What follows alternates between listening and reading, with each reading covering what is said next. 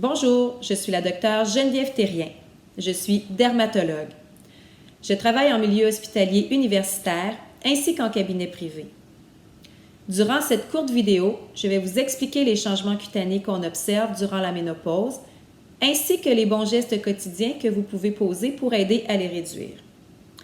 Depuis le début de ma pratique, autant dans ma vie personnelle que professionnelle, plusieurs femmes m'ont demandé conseil pour entretenir leur peau lorsqu'elles ont constaté les premiers signes de vieillissement cutané. C'est encore plus vrai ces derniers mois. Avec toutes les réunions virtuelles qui se sont multipliées, nous avions toutes davantage l'occasion de nous examiner. Il n'y a rien de tel que la position penchée légèrement vers l'avant pour mettre en évidence un début de bajou ou la peau du cou qui est un petit peu flétrie. Et je parle par expérience parce que je l'ai également remarqué dernièrement. La ménopause commence lorsque les ovaires arrêtent leur production d'estrogène. Quelques années auparavant, les ovaires vont diminuer progressivement la production de cette hormone, ce qui entraîne la préménopause. On va alors constater que la peau est plus mince. Elle est également plus sèche et déshydratée, ce qui la rend davantage sensible et facilement irritée. La production de collagène diminue également, ce qui entraîne l'apparition de rides et ridules et un manque de fermeté. Les blessures mettent également plus de temps à guérir. Les changements hormonaux peuvent entraîner des poussées d'acné ou de rosacée et de la rougeur chez certaines femmes. D'autres vont remarquer des poils superflus au visage ou encore des cheveux un peu plus clairsemés. La peau de tout le corps est sensible à ce manque d'œstrogène, mais la peau du cou et du visage sont particulièrement vulnérables. Les changements cutanés liés à la ménopause varient grandement d'une femme à l'autre. L'hérédité, la prise de certains médicaments ou encore une chirurgie pour retirer les ovaires sont autant de facteurs qui peuvent modifier l'âge d'apparition de la ménopause ainsi que la sévérité des symptômes. Comme dermatologue, la question qui m'est le plus souvent posée, c'est quelle est la meilleure crème à acheter?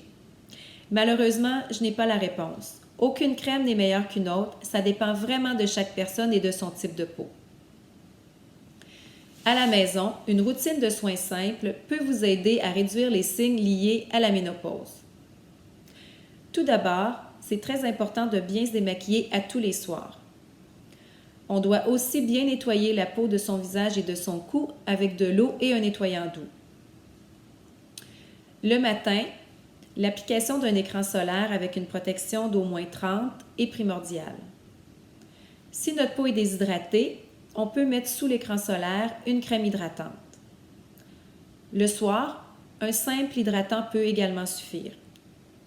Toutefois, si notre peau est grasse ou à tendance acnéique, on doit plutôt privilégier les lotions et les gels qui sont moins gras.